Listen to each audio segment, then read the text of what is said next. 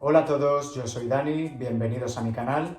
En el vídeo de hoy vamos a hablar del secuestro y posterior asesinato de la niña modelo JonBeth Ramsey, ocurrido en Estados Unidos en el año 1996. Antes de nada, quiero pedirte que te quedes hasta el final del vídeo, que si te gusta le des a me gusta y que te suscribas. Una vez suscrito, activa la campanita para recibir notificaciones cada vez que suba un misterio nuevo. Y ahora, sin más dilación, empecemos.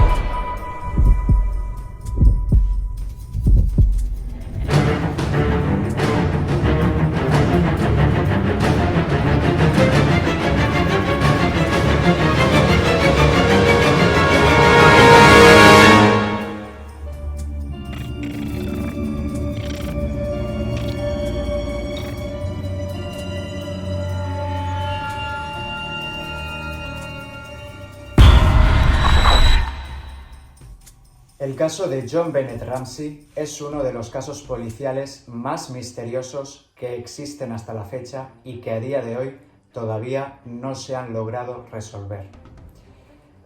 JonBeth, nuestra protagonista, era una niña de 6 años que nació el 6 de agosto de 1990 en Atlanta, Georgia. Falleció la noche del 25 de diciembre de 1996. La niña se había mudado con sus padres solamente a la edad de 1 año a Colorado. Allí la madre la había apuntado a varios concursos de belleza donde ella demostraba que no solamente poseía una gran belleza física, sino que también sabía posar como nadie. La madre de joven había sido también aspirante en otros concursos de belleza y quería que su hija siguiese sus pasos. La noche del 25 de diciembre del año 96, la familia Ramsey fueron a cenar a casa de unos amigos. Pasaron una agradable velada y cuando volvieron a su casa, la pequeña JonBeth se había quedado dormida en el coche. Sus padres la cogieron en brazos y la llevaron hasta la habitación. Se fueron todos a dormir. A la mañana siguiente, sobre las 5 de la mañana, su madre se disponía a hacer café cuando, bajando por las escaleras, vio lo que era una nota. Se paró a recogerla y observó que era una nota de secuestro, en la que decían que habían secuestrado a su hija pequeña. Pedían un rescate y decían que no llamase a la policía. La madre, histérica, fue corriendo a la habitación de su hija y comprobó que ella no se hallaba en la cama. Acto seguido, fue corriendo a la habitación de su hijo Burke, de 9 años, y vio que el niño estaba durmiendo plácidamente. En ese momento, llamó corriendo al 911. La conversación fue la siguiente.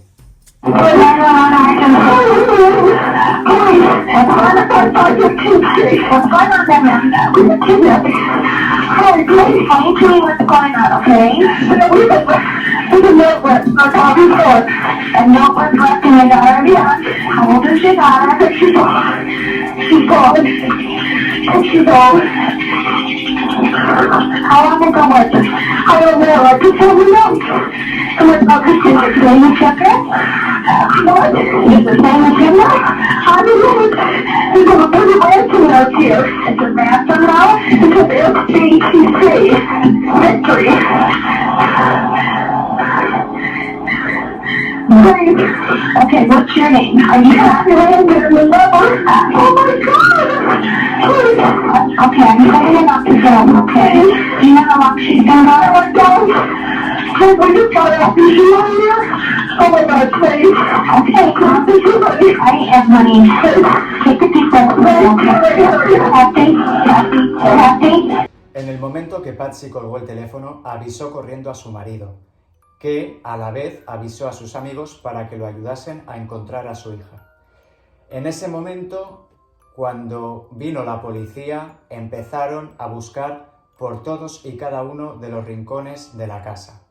Lo más normal es que en estos casos la policía aísle a la familia porque suelen ser los primeros sospechosos.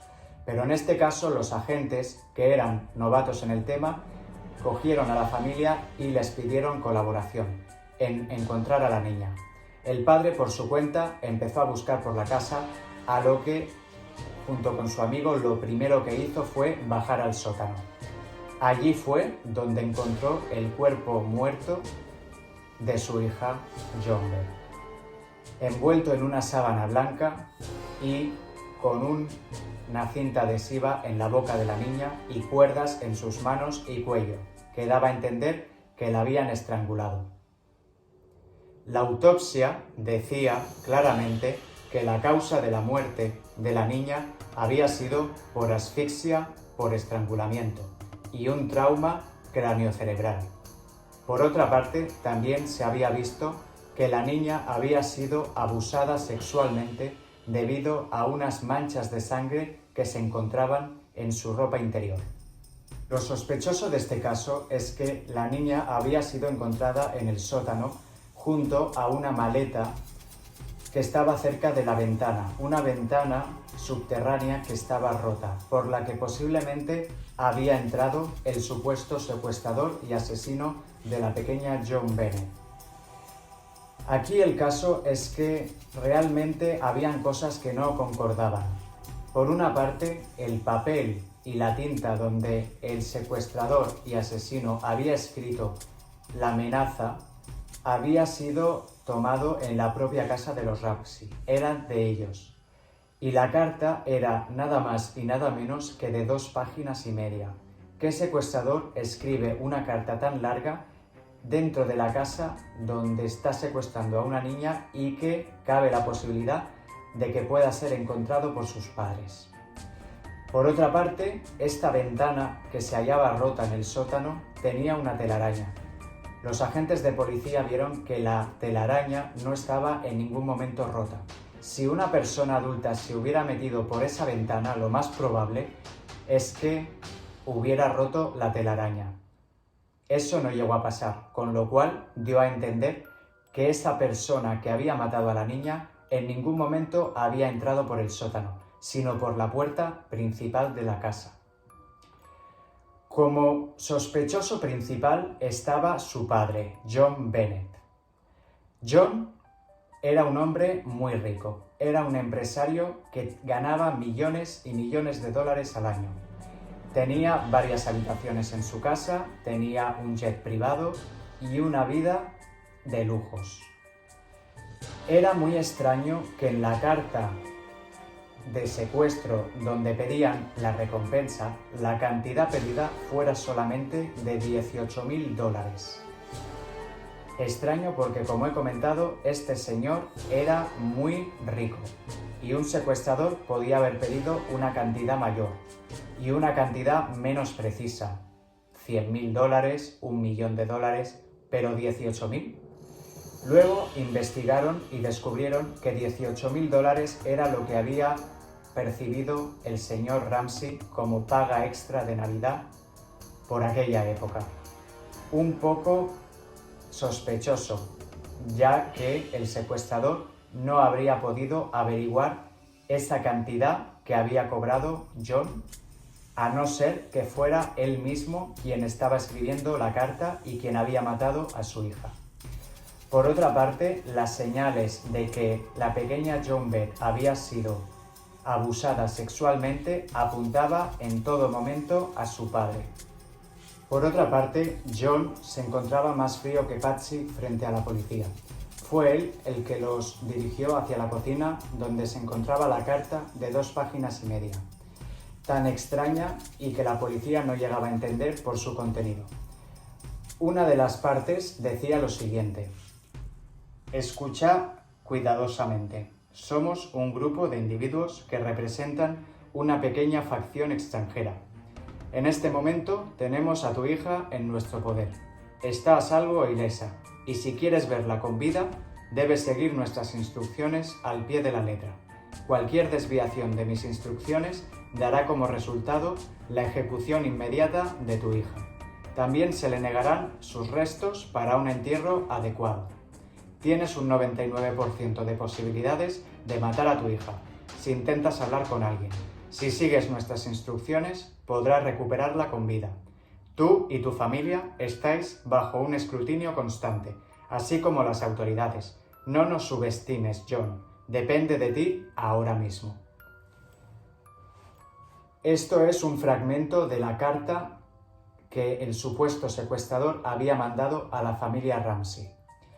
Pero lo más curioso de todo es que cómo pudo escribir una carta de 2 páginas y media en medio de la noche en una casa donde podía ser pillado en cualquier momento por la madre o el padre de John Bell. Por otra parte, los estudios de la policía con expertos en el tema vieron que la caligrafía de la carta no era propia de un hombre, sino más bien de una mujer. En ese momento cogieron a los 2 progenitores de John Bell e hicieron que escribieran. Descartaron corriendo al padre, pero sin embargo la madre tenía una letra muy parecida a la del hipotético secuestrador. Cuando se lo dijeron, esta mujer no se le ocurrió otra que decir que seguramente la persona que había matado a su hija era una mujer, pero en todo momento negó que ella había escrito la carta. Otro de los sospechosos en matar a la pequeña John Bell había sido su propia madre. Patsy, que como he comentado antes, en su juventud se había presentado a varios concursos de belleza y no había ganado ninguno, podía ser un móvil perfecto para haber matado a su hija, los celos y la envidia. La niña había sido ganadora de varios concursos de belleza desde muy temprana edad. Por otra parte, a Patsy le molestaba profundamente que la pequeña John Bell se orinaba en la cama noche sí, noche también. Esto no es muy normal en una niña de 6 años, a no ser que tenga miedo, que tenga ansiedad o que hubieran abusado de ella sexualmente. Esto explicaría la hipótesis de que posiblemente su padre abusaba de ella, consecuentemente John Bell se orinaba en la cama y Patsy, en un ataque de cólera, mató a su hija de un golpe en la cabeza, provocándole la muerte y así avisando a su marido para que éste encubriera el asesinato y se inventaran toda esta historia. Finalmente, nunca se llegó a saber si la asesina de John Bell había sido su madre. Esta murió en el año 2006 de un cáncer de ovarios. El siguiente sospechoso, y desde mi punto de vista el que podría ser el verdadero culpable de la muerte de la pequeña John Bell, es su hermano Burke, de 9 años por aquella época. Burke era un niño 3 años mayor que John Bell, que de cara a los entendidos era muy introvertido, muy tímido. Esto no había sido siempre así. Según sus padres, fue a raíz de que su hermana John Bell se hiciera famosa y de que toda la atención recayese en ella. El niño se fue encerrando en sí mismo y cada vez era más callado. Se investigó que cuando llegó la policía a casa había un bol de piña con leche en la mesa de la cocina. Posiblemente el niño se había levantado por la madrugada y al ver a su madre en la cocina le había pedido que le preparase su postre favorito, piña con leche. De ahí esta camiseta que, como veis, estoy llevando en honor a este misterioso caso, que me fascina. Volviendo al tema, la madre le preparó el bol de piña con leche y se presupone que en medio de la madrugada se levantó la niña, fue a la cocina y al ver que su hermano estaba tomando ese postre, le cogió un poco de piña con la mano, a lo que el niño se puso histérico y en un ataque de celos persiguió a su hermana dándole un golpe en la cabeza con la linterna y machacándole el cráneo, provocándole la muerte instantánea. En ese momento su madre, que lo habría presenciado todo, para encubrir al único hijo que le quedaba, urdiría todo este plan junto con su marido para así salir ilesos y salvar a la familia. Esto tiene bastante sentido, ya que 1 año y medio después de todo lo que pasó, entrevistaron al niño, que ya contaba por esas fechas con 11 años, y él, en una de las preguntas que le hicieron, de si se sentía seguro en su casa mientras dormía, con total tranquilidad contestó que sí, que él se sentía muy seguro. Según entendidos y psicólogos, esa respuesta no era normal en un niño al que una noche habían entrado en su casa y habían matado brutalmente a su hermana pequeña. No concordaba. Lo más probable es que tendría que tener miedo. Y eso daba la impresión de que él podía ser el principal culpable de la muerte de Joan Beth y por eso no se sentía inseguro en su propia casa. Por otra parte, el niño hablaba muy parecido a su madre. Cuando le preguntaban cosas referente al asesinato de su hermana, contestaba prácticamente lo mismo que su madre y su padre. Era como si se hubiera aprendido un guión que ellos tres habían estudiado, para contestar lo mismo y que no hubiera ninguna discrepancia. Por otra parte, en una entrevista a la televisión 20 años más tarde, en 2006, cuando se cumplían 2 décadas de la muerte de Joan Beth, invitaron a Burke, que ya contaba en esa época con 29 años. Su actitud era muy extraña. En las preguntas que le hacían sobre si él había sido el que había matado a su hermana, contestaba que no, pero su expresión facial era la de un chico que miraba para el lado, que sonreía cuando no tocaba, que tenía gestos muy impropios de un hermano dolido. Esto dio a entender que esta persona ocultaba algo y que aunque su discurso era el mismo desde los últimos 20 años, sus expresiones y sus gestos decían otra cosa. Otra de las pruebas que demuestran que posiblemente fue Burke el que mató a Joan Beth es que cuando hicieron la autopsia de la niña encontraron trozos de piña en su intestino delgado. Esto demuestra que seguramente Joan Beth se levantó en la madrugada, molestó a su hermano y se comió un trozo de piña. Seguramente el niño, entrando en cólera, mató a su hermana con la linterna que había en esa cocina, rompiéndole el cráneo completamente. También es un poco sospechoso que ni en el bol de piña con leche ni en la linterna habían huellas de nadie. Era como si las hubiesen limpiado expresamente. El caso se hizo mediático en todos Estados Unidos. Lo que es extraño también es que la familia no quiso colaborar del todo con la policía, pero sin embargo con los medios de comunicación fue con los que más contacto tuvo y con los que explicaron el drama por el que estaban pasando. En una de las entrevistas se vio algo muy extraño.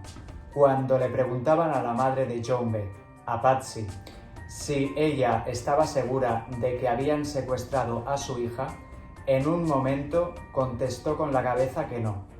Y a los segundos el padre dijo sí, estamos seguros de que la secuestraron. Y la madre instantáneamente empezó a afirmar con la cabeza. Esto da a entender, por el lenguaje corporal, que ella en su fondo más profundo sabía que su hija nunca había sido secuestrada, pero siguió en todo momento la corriente a su marido. Y esas imágenes se hicieron eco en toda la prensa, todavía culpabilizando más a la familia Ramsey. Fue también en 2006 cuando salió la figura de un cuarto sospechoso. John Mark Karr, un profesor estadounidense de 41 años que residía en Bangkok, Tailandia, afirmó ser el culpable de la muerte de Joan Beth Ramsey. Según este hombre, en esa época él estaba obsesionado con la niña. La había visto en varios concursos de belleza y se había enamorado de ella. Él confesó que había sido el único culpable, que la carta pertenecía a él y que todas las responsabilidades las asumía. En ese momento la policía lo detuvo y empezó a investigarlo, pero finalmente se vio que era todo mentira. En el ADN encontrado en el cadáver de la pobre niña no se encontró nada de este sujeto. pero finalmente lo detuvieron por otros motivos, al parecer porque estaba involucrado en casos de pornografía infantil por internet. Otra de las teorías que han surgido en los últimos años referente a este caso y que yo personalmente encuentro bastante absurda es que JonBeth Ramsey nunca llegó a morir y que actualmente es la cantante Katy Perry. Esto da a entender que los padres en esa época fingieron un asesinato y dieron a su hija a personas que la criaron como una cantante y que la catapultaron a la fama. También se dice que los padres siguen vivos y que son los padres de Katy Perry, que se han hecho una cirugía facial y que, bueno, según fotos son muy parecidos a los de JonBeth. Yo creo que esta teoría no se coge por ningún lado. Por una parte, aunque el parecido de la niña con la cantante es bastante obvio, no puede ser verdad, dado que Katy Perry nació en 1984 y JonBeth Ramsey en 1990. Cuando supuestamente JonBeth murió con 6 años, Katy tenía 12. Y esto no cuadra por ningún lado. Pero bueno, son teorías conspirativas que rondan por internet.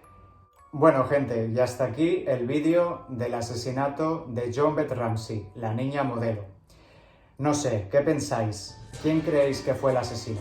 ¿El padre, la madre, el hermano o este sujeto que apareció 20 años más tarde, que estaba relacionado con temas de pederastia? Bueno, os leo en los comentarios. También, si tenéis alguna sugerencia, me la podéis poner para hacer otro misterio más y yo lo haré encantado. Nos vemos en el siguiente vídeo, que tengáis un fantástico día, sed felices y hasta la próxima. Chao.